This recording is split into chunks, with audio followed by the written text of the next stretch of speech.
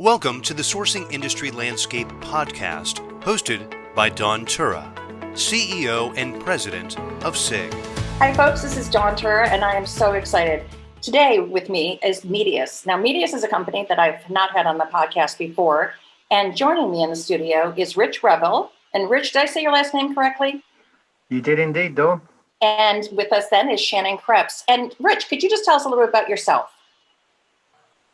Sure, yeah. I'm a VP of Global Pre-Sales here at Medius. So I work with the sales organization, the product marketing team with Shannon, and bring our solutions to the market from product demonstrations and white papers and so on. So, yeah. Awesome. All the fun We're going to talk about one of your white papers in a few minutes. So you are the perfect person to be here. And Shannon, what is your role at Medius? Hi there. I'm the Vice President of Product Marketing here at Medius. For me, it's actually a fun organization to be a part of. I actually started my career 20 plus odd years ago as a buyer in a purchasing department. So it's been really fun to be in procurement and see how things have evolved in this time. It sure has over that time. Now, Rich, from your accent, you don't sound like you're from Philadelphia originally. So where are you from? I'm from Nottingham in England, but been in the US for over 20 years now. So. Well, no matter what, you'll still sound like the smartest person on this podcast just due to your accent. We'll see about that. Yeah, so we'll see. That will be your test. So I'm really excited. I just recently read your white paper, How to Manage Supply Chain Risk. And I'd like to delve into that a little bit. Third-party risk, it's been around for a while. It's been around for a long time, but we didn't talk about it a lot until the last couple of years. And boy, since the pandemic, it's top of mind for everybody. And what's really neat for us is that everyone in the world now knows the word supply chain because they've all gotten disrupted. I mean, from everything from toilet paper to your cell phones, everything else in between. So third-party risk is something that people need to understand. And supply chain disruption and mitigating that risk is so important these days. So Rich, why don't I start with you? What was the impetus for you to want to start this white paper development? Shannon and the team were putting together various threads from our customers and also from the market and seeing really what's happening in the world and really trying to shine a light on different perspectives regarding risk in the supply chain, but also risk internally in a corporation. So Shannon pulled together various themes around that and happy to speak about that today. Yeah, it's actually been really interesting. We've had a lot of customers that have actually had to deal with supply chain risk. The two you mentioned, toilet paper and cell phones, are definitely ones we've heard a lot about. Another big one is PPE equipment. And we have a client, the NHS in the UK, the National Health System there, that's responsible for PPE equipment for all of their internal employees, from people that are working the front desk at reception to obviously people, on the ground. And they actually had an issue with supply chain disruption right away on the start with that, having real issues with getting that equipment. And we've seen cases in North America and even things out of DC where we've made poor, rash decisions and lost money with fraudulent suppliers who we've spent money with or the government has spent money with and then not actually had those suppliers deliver. But with the NHS, they actually had a great system in place where they had pre-qualified suppliers, ensure that they were able to get quick quotes done, quotes done rapidly to ensure that they didn't have a discontinuation of that equipment. So that was a real success story for us and also for our clients to see how they're handling the pandemic. To me, that was just a really good example of something that's real that's happening now. But the number of people you bring up, the greatest topic, PPE. Mm-hmm. First off, I didn't know what the initials stood for. I know, I didn't either. No, it wasn't something you just dropped in conversation. Mm-hmm. But certainly, we have members now that had to buy PPE that have never had to purchase it before. Sure. And so they didn't have the luxury of having predetermined suppliers. And so many of them have been taken advantage of as a result. Yeah. So one of the things that I would like Medius to solve is the Clorox wipe supply chain issue. So I'm just going to throw that over to you. If there's anything you can do to get their supply chain fixed, I would be eternally grateful to you because that's like gold in my house. So yeah.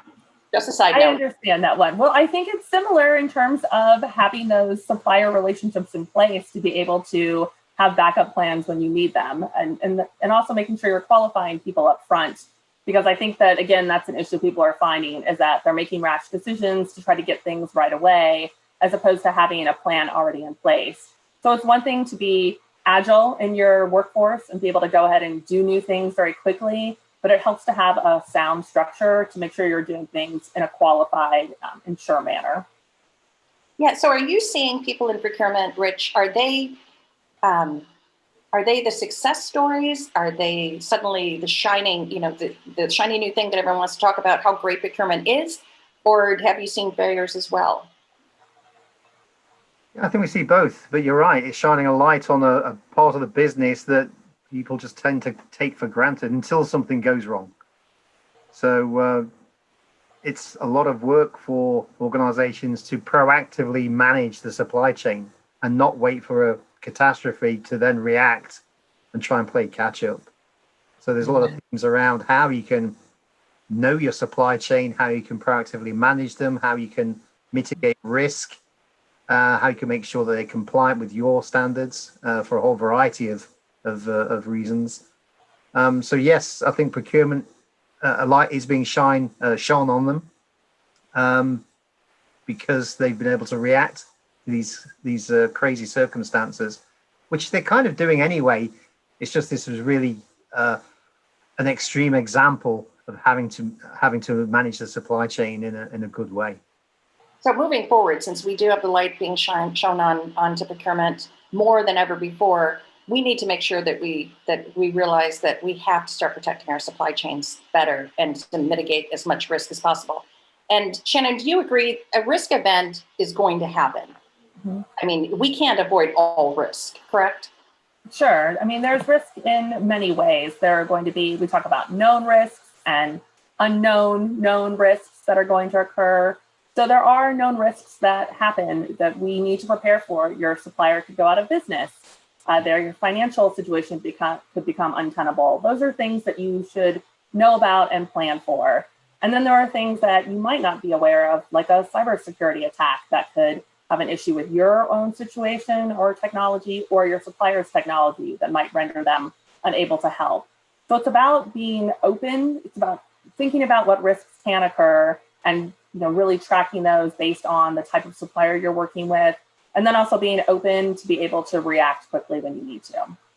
So you've got known and unknown risks. Mm-hmm. Now, do you think they're equal? And if I don't know about it, how can I mitigate it? How do I know what I don't know? I know. I think that's a great question. You can't know everything, right? But it's having options in place to be able to deal with them. So by having things like a risk mitigation strategy in place where you have tracked the types of risks that might be available, that might be happening to you, and then determining a set of actions that you might have in place for them. And a good way around that is actually first to just acknowledge what your supply base consists of. We talk about the 80-20 rule with suppliers all the time. You often have this huge supply base that you're not even looking at. But how are you interrogating that? How do you know what services or goods they provide to you? Have you tiered them appropriately so that you can recognize what you'll do if someone is not able to help you out when you need, they're not able to provide you those goods or services you have? So at first, it really starts with just even understanding what it is you're buying and who you're buying it from. And I think that is just something we should all be doing anyway. I think, the question you asked about procurement, having a light shine on them. Procurement often deals with these front-end issues and then just goes on to the next thing. It's about making sure you're involved in this whole process from the procurement side, not just negotiating something, but ensuring that the contract is set up properly, that you're managing all the way through, that you have good supplier relationship management all through it. And it's not going to happen if you don't understand your supply base to begin with. So you brought up a really good point. And Rich, I'd love to go into this more because the 80-20, the Pareto diagram that we would always do, said pay attention to where 80% of your spend is, the smallest number of suppliers, because those were critical. And we never paid attention to the long tail, which has so many more suppliers because, well, one, it's boring. It's not fun. It's not sexy. And who wants to look at a $10,000 or $1 million agreement when I could be looking at tens and hundreds of millions of dollars? And even if I save 10% or 20%, it's still small dollars, so I'm not a hero. And yet suddenly we realize that tail that we haven't paid attention to could be so fraught with third-party risk. So how do you get people to understand that? Because to me, that's like, what? The tail is pretty sexy now because there are a lot of risk events that could be taking place there. So can you give me your viewpoint? I think you're right. It's a shift in mindset that it's not just about cost savings and spend management from a dollar perspective. There's that risk that you might manage. A customer springs to mind who has a very high profile fashion industry business, and one of the least sexy aspects of that, apart from the supermodels and all the fine clothes and so on, the less sexy part was the specialist seamstress who's doing some work for them. So without that specialized supplier, they can't do their business. So it's not sexy. And you're absolutely right, Dawn. I think that the long tail is important. And you're absolutely right, too, that you're not going to save $1 million by managing this specialist supplier, but it had a big impact on their ability to execute at the speed of fashion, as they say. But it also was, downstream, they were not looking after that supply and paying them in a timely manner, for example. That tarnished the brand. So there's a lot of additional risk out there too. That's not just tied to cost savings on the spend front end. It's the full scope of the transaction through to paying these folks who are providing products or services to you. Yeah, and you're so right, because that's reputational risk that you don't want. You just don't want you to be known for that. But we have a member, Lululemon, who makes women's athletic wear. And a couple of years ago, there was a big scandal because they had purchased a bunch of material at a lower cost, which was great. They saved a ton of money, except that when most women bent over, the Lululemon pants became see-through.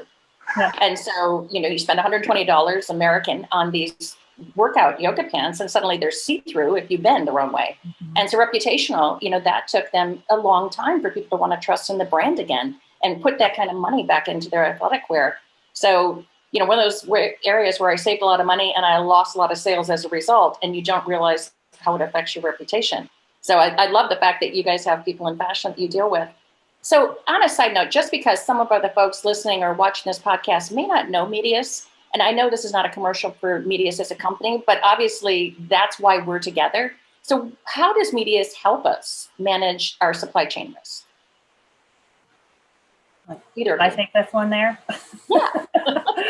So Medius is a spend management organization. We actually have a modular approach that goes across spend management. So everything from initial supplier management, how you're going to onboard your supplier and ensure you're getting the right supplier is really key to us. And we have modules that focus on sourcing and contract management. So just how you were talking about, it's not just the cheapest thing you need. For us, we really think it's the right supplier at the right price for you. And then we have a really rich procurement module that allows people to handle, all their procurement requests that are going to come through, depending on what you're trying to focus on in your organization, but sourcing properly, getting them through procurement. And then also a really great accounts payable module, which was actually the foundation of Medius to begin with. We had a recent acquisition with a procurement firm. But the great thing about our accounts payable module, which I think a lot of procurement people don't often think about, like we think, if we just set up AP, if we set up purchasing properly, then AP should just be able to match that invoice. And I know that was the mindset when I was a buyer, like, why can't AP just get this right? But seeing how accounts payable can actually have to deal with really complex invoices, hundreds of lines, matched to hundreds of purchase orders sometimes, we've got a really intelligent capture solution and just really rich workflows that allow that to happen pretty seamlessly within an organization. And then we also have some new things coming down the line in terms of rounding that out with payments.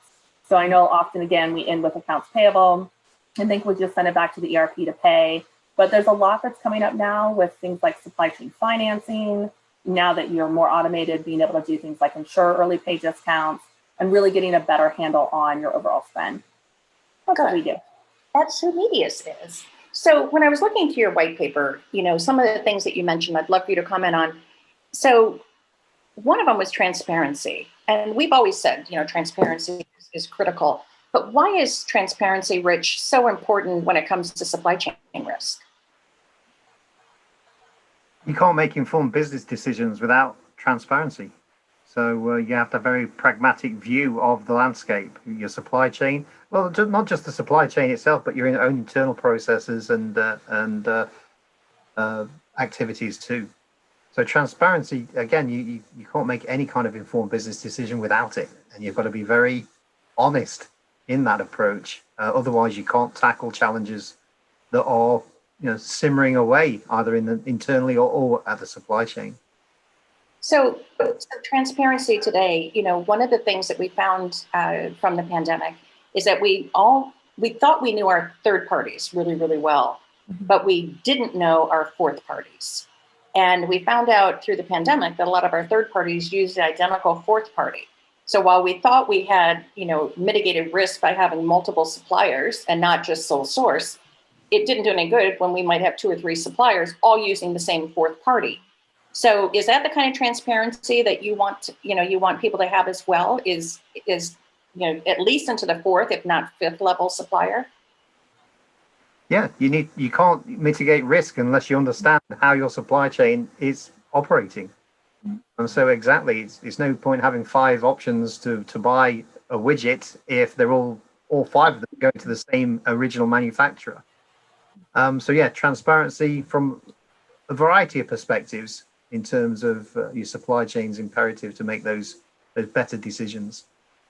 And Shannon, I'm sorry, go ahead if you want to add into that one. Yeah, I was going to say one way that we really help organizations do that, or that we found is really useful, is by understanding what our supplier's supply chain is about, like just how you mentioned, especially when you're doing things maybe in what might be a low-cost country to you, where you think, okay, I'm going to do this to get something cheaper. We actually have customers that have very rich questionnaires that they require their suppliers to fill out as part of this onboarding process. So depending on their country of origin where they are, or the countries they might be dealing with, or the types of supplies that they're giving us, we have clients that will have different types of questions to ask their suppliers of. And that can also require them responding with certain certifications, letting us know their CSR, what their policies and procedures are, how they might deal with forced labor in other organizations. And so what we can do is we can actually allow people to have those different questions, and those have to be vetted within the buying organization. So you might have someone in your legal department look at one response, someone in your own CSR group look at another, but really ensuring that we understand our suppliers well before we're bringing them on board. That, I think, to me is really key, that you can't, it's not that you don't want to trust your suppliers, because we want to look at them as real partnerships, not just as buyer-vendor relationships, but really making sure that we understand them better today, especially in a global economy. You need to know who you're buying from.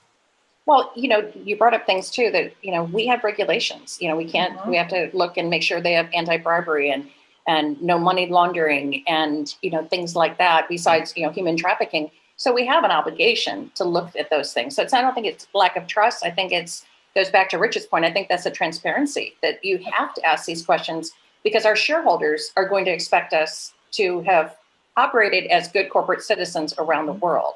So I think you absolutely have to. But Shannon, I wanted to ask you, you guys talk about agility, and, a lot of these companies are huge and they want to be agile, but it's like turning the Titanic. And so, but we have to be agile. So how can we be more agile to mitigate supply chain risk? Sure. I think that what procurement's responsibility often is not to do everything for everybody, but to enable people to do things for themselves.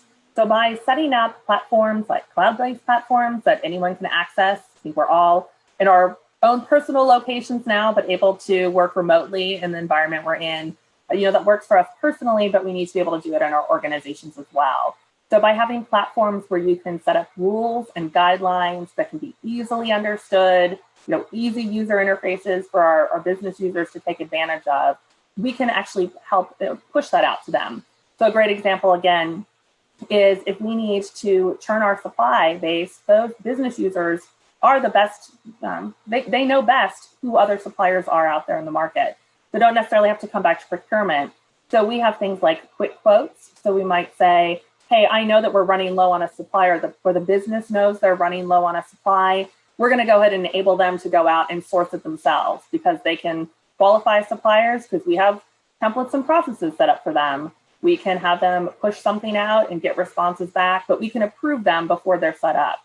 So I think agility is about not trying to do everything yourself. I often say that it's not like knowing all the answers, it's knowing where to get the answers. And I think it's the same way with software platforms. You don't want to force a small group of people to do everything. You want to enable the rest of the organization to do it. So, Rich, my question for you is, and this has happened, we have members who have not gone through setting up a spend management platform. You know, global 1,000 companies that are still not there. Can you imagine how that must feel? And can you imagine trying to work through this pandemic without technology these days? Have you had people running to you and say, quick, we realized we should have done it a while ago and help?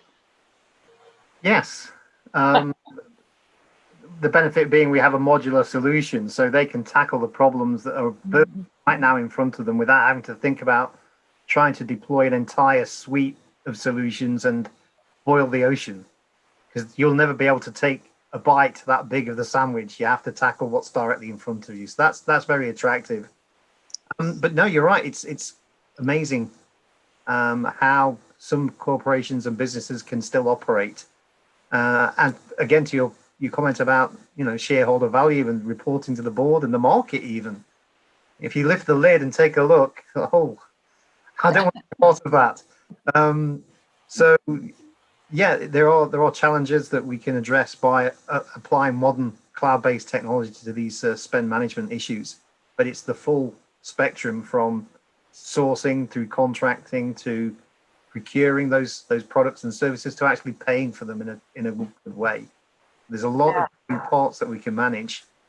And as Shannon was just saying, it's really creating an environment that's enabling staff or users at the organization to play their part, but forcing the compliance without it feeling too heavy. You have to have rules.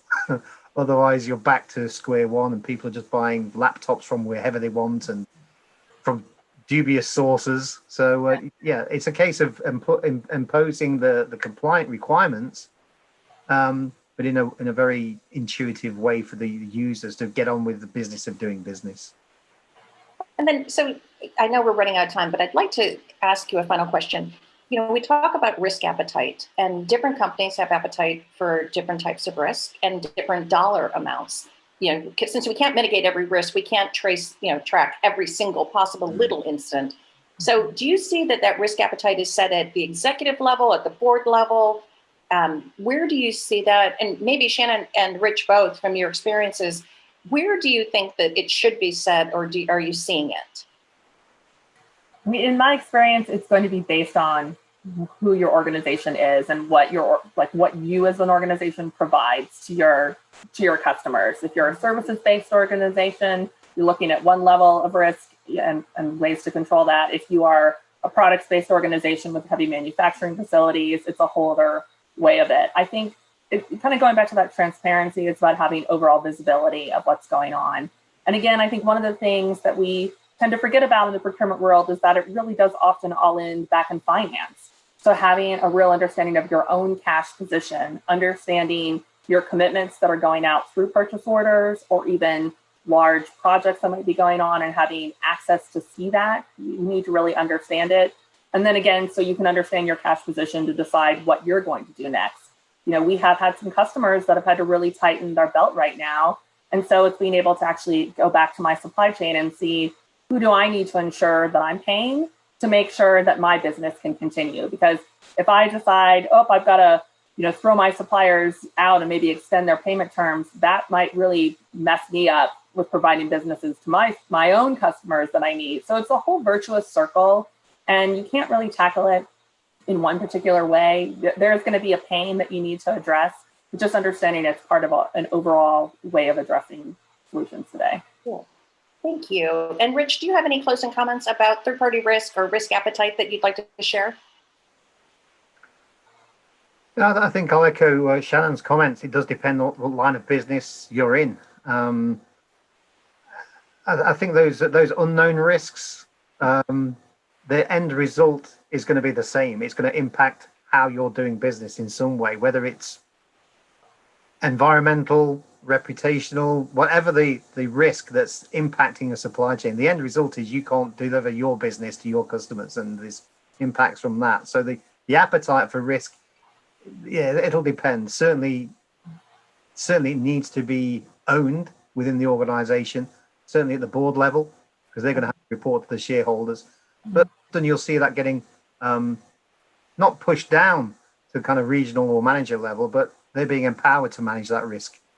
So giving them a chance to react and respond and plan and audit the process to make sure that they're protecting the business as they move through these strange times. Yeah, but hopefully these are lessons learned. So we, I'm finding that there are some silver linings, that came out of this pandemic. The fact that people realized, oh my gosh, I need to be on a platform. I need to have visibility. I need to have transparency. I need to have agility. I need to understand my supply chain risk. And people are moving more quickly into adopting it and realizing that we have no choice. So I'm hoping the silver lining is that we're, as we come out of it, if we're ever faced another pandemic, that we've learned something from this and that we've strengthened all of our supply chains and minimized so many risk events that would have happened otherwise. I think it's making us all more accountable as well. And I think by being able to assign accountability to people, being able to have the transparency to track it, is what's going to allow us to handle the next issue that occurs.